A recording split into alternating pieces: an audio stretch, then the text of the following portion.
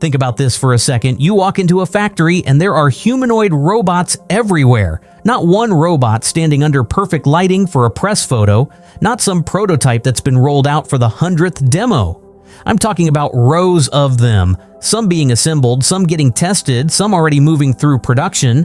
I don't know, maybe it's just me, but that's still a weird thing to see. A few years ago, people were arguing about whether humanoid robots would ever become practical. Now we're looking at factories trying to build them at scale. That shift happened faster than I expected. What caught my attention about EngineAI wasn't even the robot at first. It was the manufacturing claim. The company says its new facility can produce a humanoid robot every 15 minutes. Every 15 minutes? Maybe I'm getting harder to impress after years of watching robotics announcements, but that number made me stop and look twice. Because here's the thing. Robot demos don't really mean much to me anymore. That probably sounds harsh, but we've all seen them. A robot dancing, a robot doing parkour, a robot climbing stairs, a robot doing something that gets clipped into a 30-second viral video. Cool. Now what? The question I've started asking is whether any of these companies can actually build enough robots for the technology to matter outside of YouTube. That's where things usually get messy. It's one thing to build a great robot. It's another thing entirely to build thousands of them, maintain quality, deliver them to customers, and keep the whole operation running. That's the part nobody gets excited about. It's also the part that determines who survives. EngineAI's manufacturing base in Shenzhen covers around 12,000 square meters and handles pretty much the entire process from inspection and assembly to testing, shipping, and support.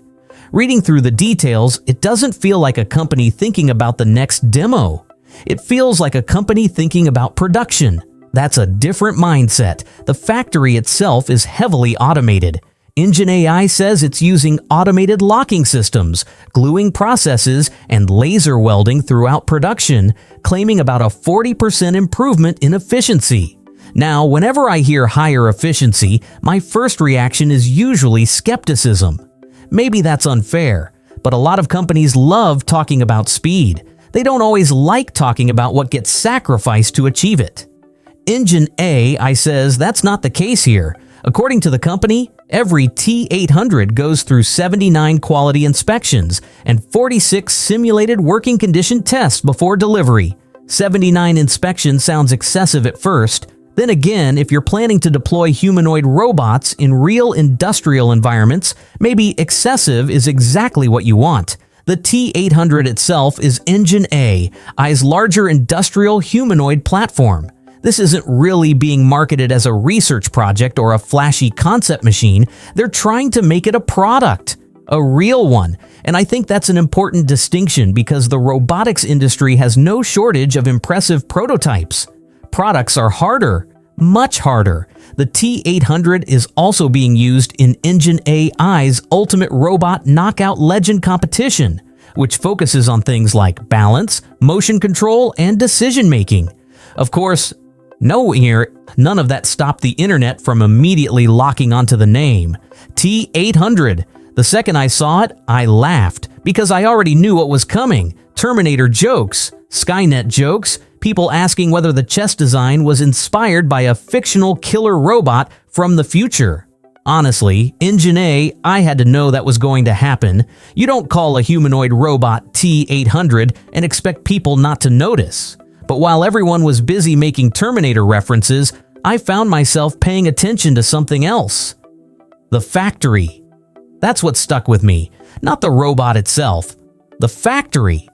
Because seeing a humanoid robot isn't shocking anymore. Seeing a building full of them is. For some reason, that's the moment where it starts feeling real. Not a research project, not a concept video, not another promise about what robots might do someday. A factory, production lines, quality checks, delivery schedules, actual customers waiting for actual machines. That stuff sounds boring compared to a robot doing backflips, but if I'm being honest, it's way more important. The T800 might not change the world next year. Maybe it never becomes a household name, but I do think announcements like this mark a turning point. The conversation is slowly shifting away from "look what our robot can do" and toward "look how many we can build." And personally, I think that's the moment the industry starts becoming real.